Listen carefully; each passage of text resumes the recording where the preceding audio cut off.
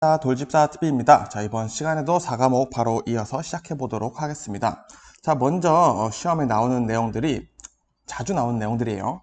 자, 7R, 자, 3S, 1L 이렇게 해서 나오는데 시험 문제는 7R로 적절하지 않은 것 이런 게 나옵니다.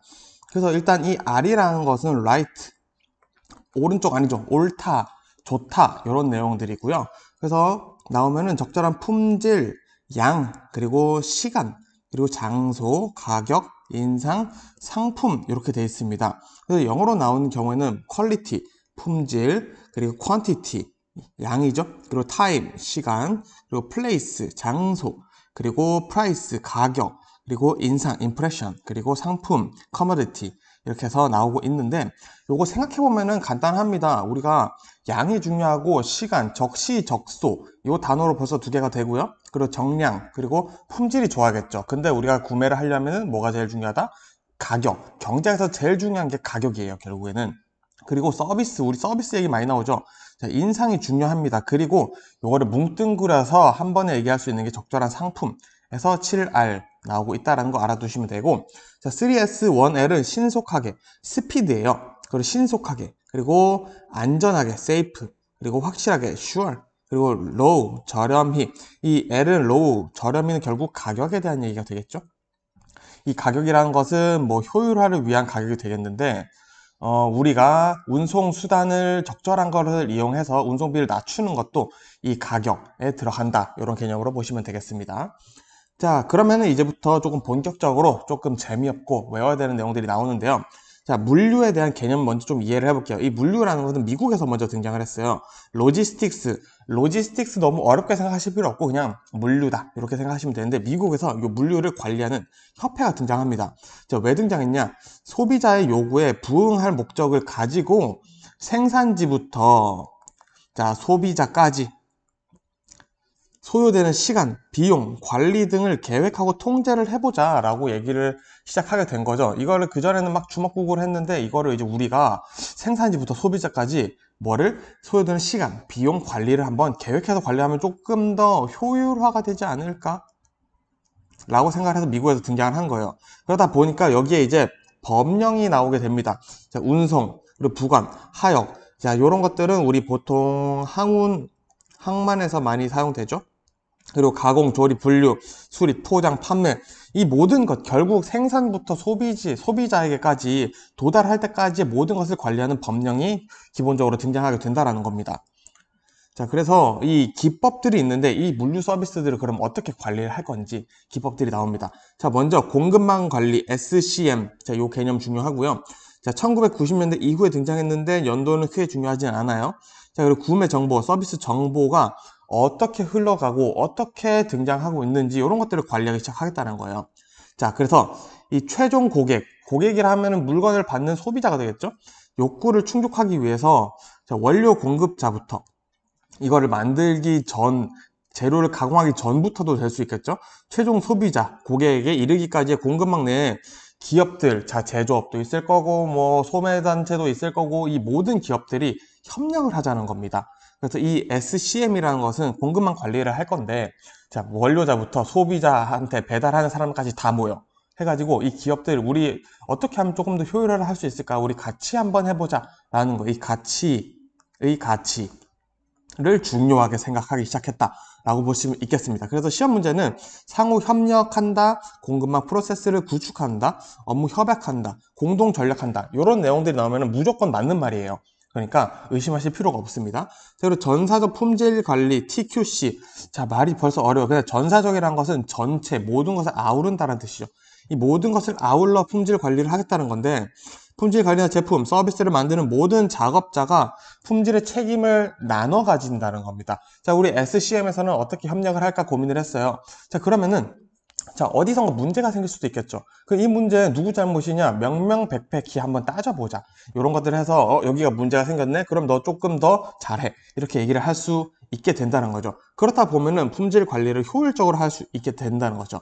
그래서 물류를 정량화하고 물류 서비스의 문제점들을 파악해서 데이터를 만들어 보자. 이 데이터를 구축해서 이것을 토대로 고객 서비스에 대해서 높여보자. 라는 내용이 전사적 품질 관리입니다.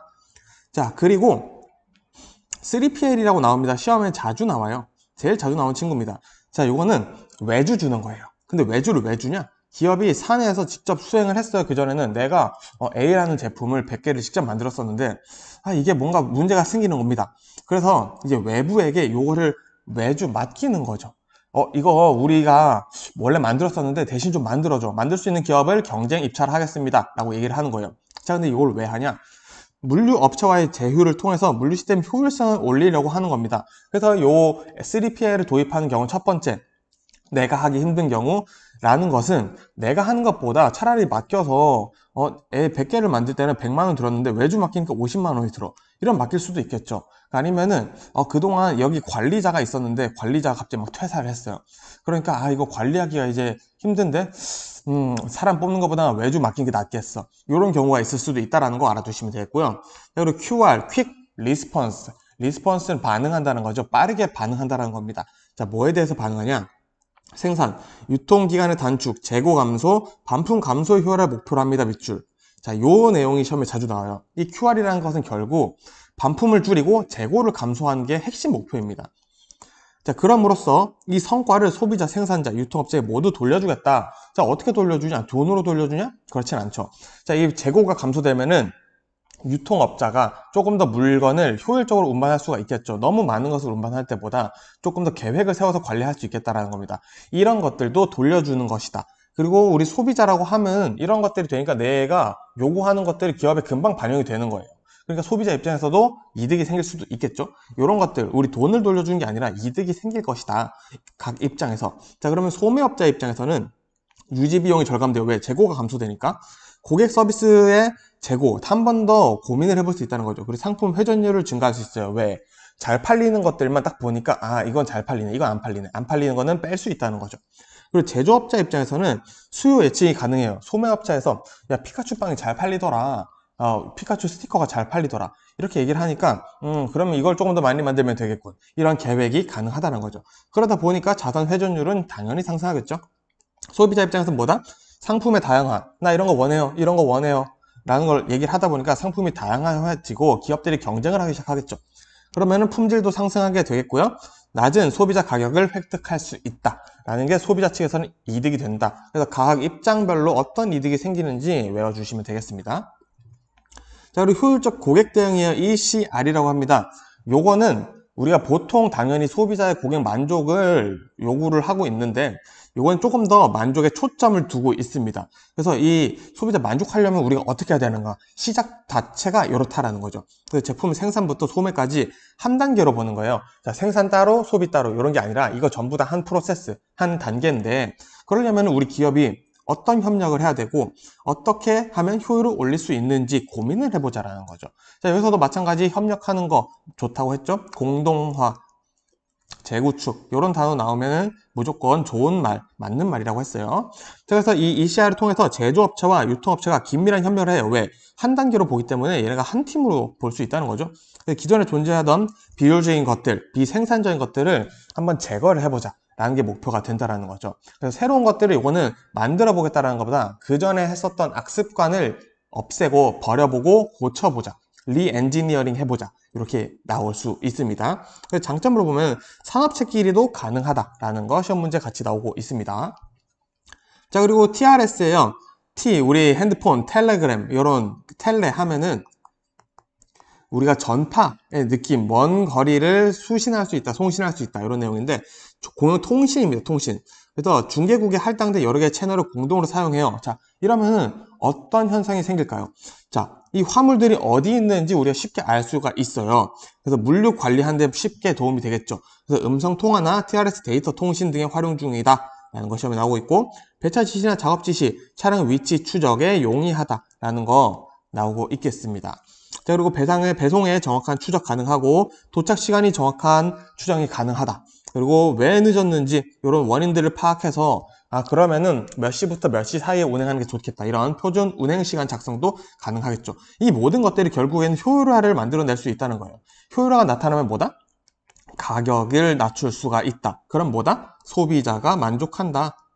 라는 개념을 모든 것들이 가지고 있다라고 이해해 두시면 되겠습니다. 그리고 TRS를 통해서 고장 차량 이런 것들을 분석해서 재배치도 가능하다. 보시면 되겠습니다. 자, 그리고 GPS는 우리 말 그대로 GPS 위치를 추적하는 거죠. 자, 이런 것들을 왜 쓰냐? 자연재해에 또 대비할 수 있다는 겁니다. 자, 우리 GPS 보니까 어디에서 사고가 나고 있어요? 그럼 거기는 피해서 운송 경로를 설정하자 할 수 있겠죠? 교통 혼잡하다 피해서 하자 할 수 있겠죠. 그리고 차량들의 운송 정보 등을 확인하고 실시간으로 파악을 해요. 어디 있구나, 어디서 운송하고 있구나.